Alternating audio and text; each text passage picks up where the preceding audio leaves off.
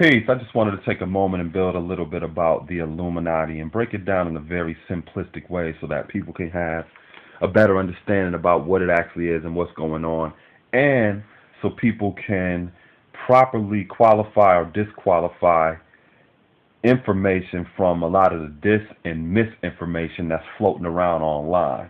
One of the first things that I want to encourage people to do is whenever you see stuff online about the Illuminati or these conspiracy groups and world domination, always examine it from a historical perspective. Meaning, if you see people talking about the Illuminati, this, that, and the third, if they're not mentioning anything about who Adam Weishaupt is or the late 1700s when he created the actual organization in Bavaria, Germany, and how he's a German philosopher and he was already initiated into the Freemasonic societies, and he pulled some of the ranking members of that in order to bring them over into the Illuminati. And if you don't see people talking about the actual historical basis of what the Illuminati was back then and what were some of the circumstances that were going on during that time and why that organization rose out of those circumstances, then usually the things that people are talking about today have no real basis to it. It's kind of like a whole bunch of making it up as they go. You know, a lot of hearsay and, Beyonce's halftime show was this and, this is what Jay-Z means and him and Denzel is a part of it. People are just talking and making stuff up as they go. And usually if you stop them in their tracks and ask them, like, who's Adam Weishaupt? Well, what? And ask them the history of it. If they don't know, then they don't know what the Illuminati actually was back then. Or even if it is an organization that has resurfaced in present days over 200 and something years later to be what it is today. So that's the first thing that you got to keep in mind. Does it have a historical basis from which people are speaking? And if it does, what is the relationship of this organization in the 1700s in Germany have to do with today in 2013, with a Mobb Deep album?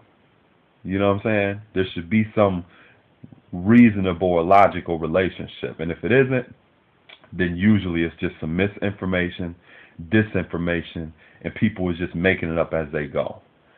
Now, secondly, when it comes to what the Illuminati is and it being an organization that is striving to conspire against the people and create world domination and blah, blah, blah, blah, blah, blah, blah, blah, always consider that on this planet there has always been cliques.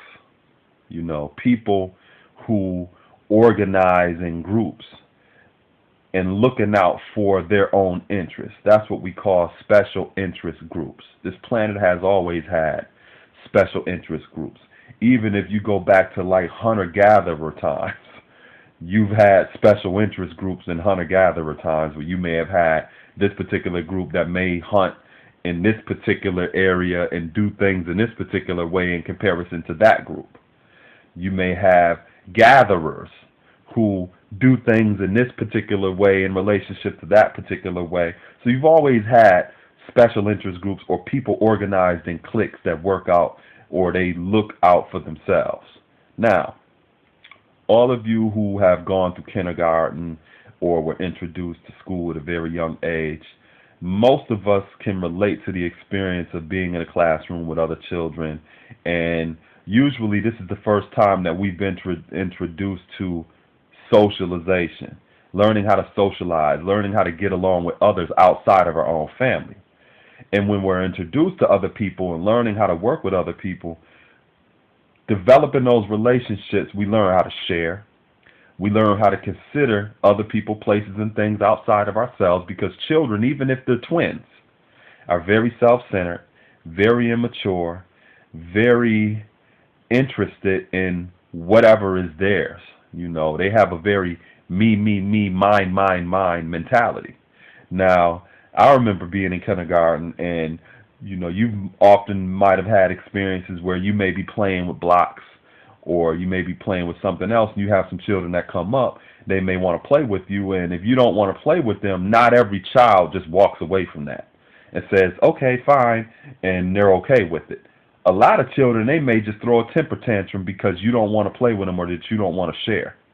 Some children may grab the blocks and bust you upside the head with it because you don't want to share. Some children may go and get their friends who are a part of their clique in kindergarten and bring their whole clique back. Now their whole clique got a problem with you because you didn't want to do what they wanted you to do. Sometimes they may go to the teacher on the sly and tell the teacher this, that, and the third, may even tell a bold-faced lie on you, and now the teacher's coming over to you, checking you about this, that, and the third because you didn't want to do what this person said. Now, that's a microcosm or a very minute perspective of a lot of things that still go on in this world as people grow older. In other words, just because people get older does not mean that they've matured. A lot of people still have the same mentality like a kindergartner. They didn't learn to share.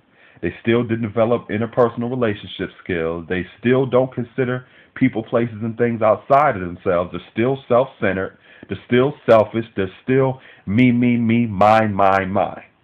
So now, put that in the context of a person who now their clique is a society. Now their clique is a religious group. Now their clique is an institution or an organization. That same person that would bust you upside the head with a block when you was in kindergarten, now they don't have a block to bust you upside the head with if you don't want to play with them. Say that you went and you're a Hollywood actor or actress and you have a director, this same child from kindergarten, or a producer who wants you to take the leading role in a movie that they're putting out. Now, you have millions and possibly billions of dollars riding on this deal for you accepting that leading role. Say you don't want to play with them, but yet you have this same me, mine person that will not just walk away if you don't want to play with them. So instead of busting you up inside the head with the block now, they may say, well, I'm going to do this, that, and the third. I'm going to tell other, they may not tell you straight up, but now they may come at you like, well, you're never going to work in this town again. They may just go back to their clique and their business associates because you turn the roll down and tell them not to hire you. Or to say that you're sedity or you're stuck up or you're this, that, and the third. They may lie like the same children that went and lied to the teacher. They may go lie to their business associates when they're over there on the golf course or something. Or they're having these little small business meetings because that's their clique and that's their own special interest groups. So the same level of immaturity that you had going on as children, you have the same type of mentality a lot of times with people who are involved in religious groups, organizations, societies, institutions.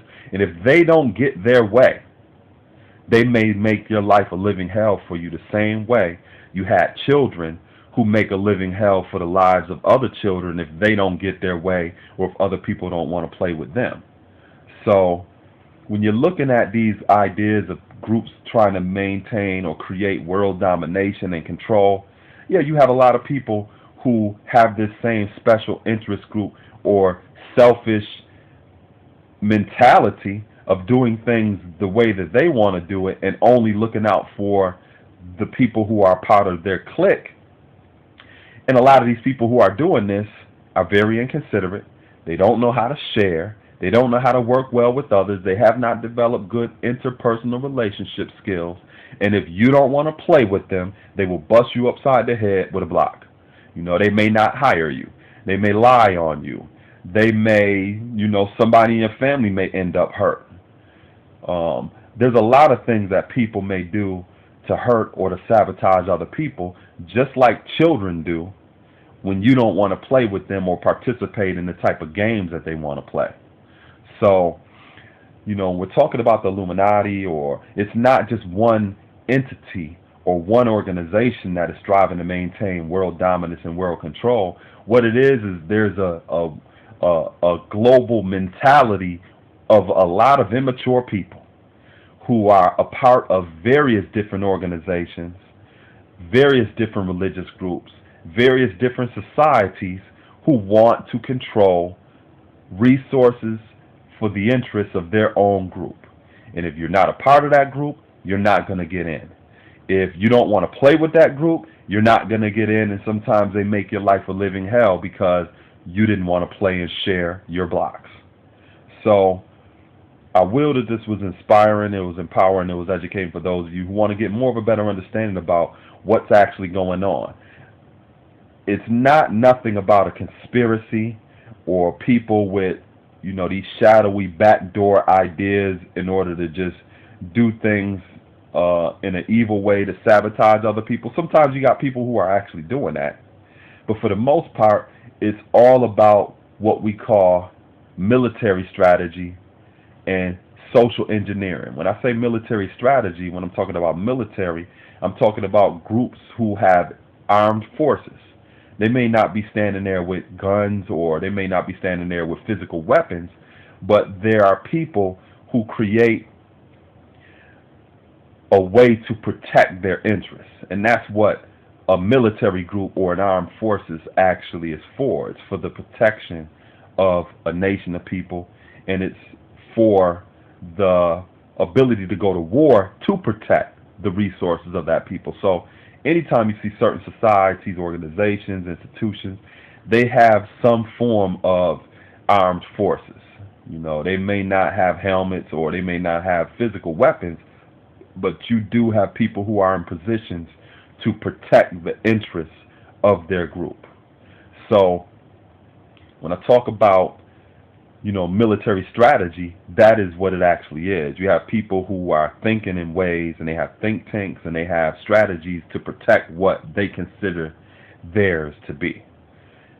And it's basically a growth of a very immature mentality that started when, people started to socialize as very young children that they never grew out of.